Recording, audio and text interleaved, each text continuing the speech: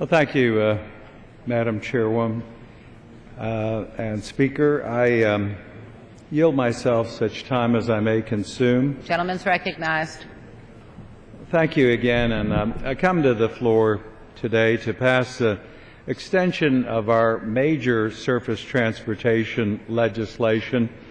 That's H.R. 662. First of all, I ask unanimous consent that an exchange of letters with the Committee on Ways and Means be submitted to the record. Without objection. Thank you. I might first lead off by informing members and the Speaker that this extension is a spending freeze at 2010 levels through September 30th. We find ourselves in a situation where the major transportation legislation that authorizes all of the policy, the various projects, all the funding levels, and all of the activities that are so important to job creation, to building the nation's infrastructure. That legislation expired September 30th, 2009. In the past Congress and since that time, we have passed a number of short-term extensions. We're now on the 6th extension of that legislation. What happens when the Congress does this is we end up sending the worst message and the worst policy possible across the nation, across the land, to our states and our localities that are trying to build the nation's infrastructure, and trying to determine what federal policy, what their partnership and funding relationship will be with the federal government. And right now, in a time in which across this nation we're experiencing some of the worst unemployment. In my district, I have some areas with 17% unemployment. And where is that unemployment? That's in the construction industry.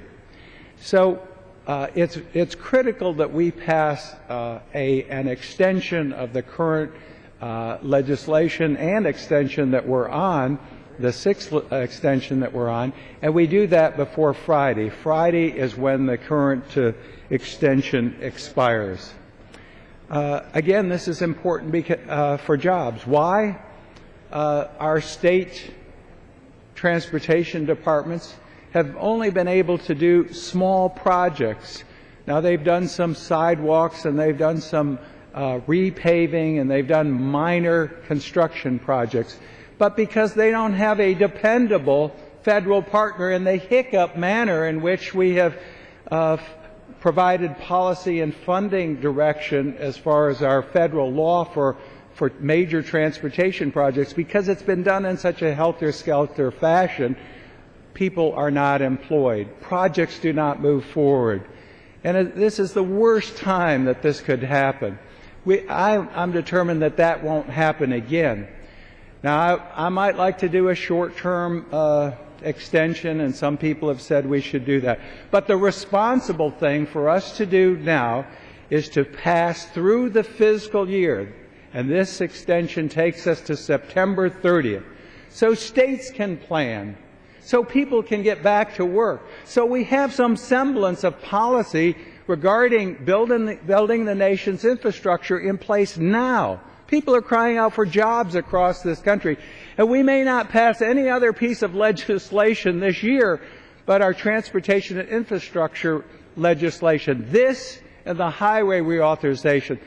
I said highway, I meant the FAA reauthorization. In addition to highway and surface and all the other modes, our FAA extensions have become almost the saddest commentary you could have on building, again, the nation's important infrastructure. We've done 17 extensions of the FAA legislation. So our airports and others can't plan. Now, we're not going to let that happen under our watch. We are going to set policy today and extend until the end of this fiscal year in a responsible manner. Now, some people on the conservative side of the aisle, and I'll match my credentials with any of them, want to know about the money that's being spent. This is not money that is general revenue. This is entirely within the trust fund, the Federal Highway and Transit Trust Fund. When we came here, we also said we weren't going to force the Congress to spend more money in general revenue than we had in that fund. And this extension adheres to that policy, that we won't be reckless in spending. We won't spend beyond what we have in the fund. And this extension only expends funds from within that trust fund. So I want my conservative friends, and I consider myself in the conservative fiscal corner, responsible corner in spending, to know that that is the way this is crafted. So again, I think we have an obligation to move forward. We're doing it on a sound basis. We're freezing at the 2010 levels, and we will be able, at least until September, to get people to work. Now, I know sometimes I can move legislation along in this body, and I work hard sometimes to do that.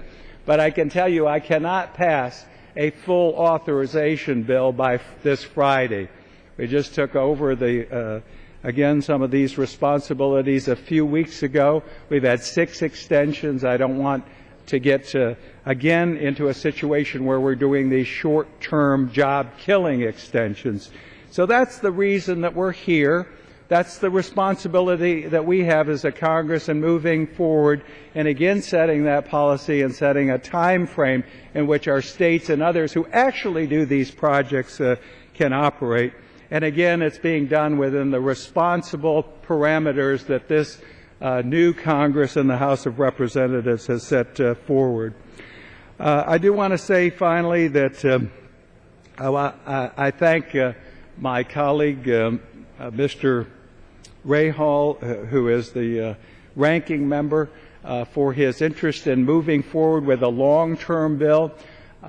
In reaching out, we held the first of our hearings, and we're doing these around the country. We've done more than a dozen from the Atlantic to the Pacific, but we started in Beckley, West Virginia, a little over a week ago, in the hometown of the ranking member, because we want our permanent legislation to be long-term, a 6-year bill, to have in place sound policy. We want it done on a bipartisan basis, and to ensure also that it was done on a bicameral basis. We did almost an unprecedented hearing with Senator Boxer, the gentlelady from California, who chairs the Environment and Public Works Committee of the United States Senate. We did a joint bicameral bipartisan hearing in Los Angeles last week to kick off our larger effort to again have in place the very best policy regarding our infrastructure for the nation. So with that, with those comments, again, I want to thank folks that we have an agreement here to move forward. We need to do that. We need to get people working in this country and do it in a responsible fashion. And I believe that H.R. 662 will do that, and I reserve the balance of my time. Reserves the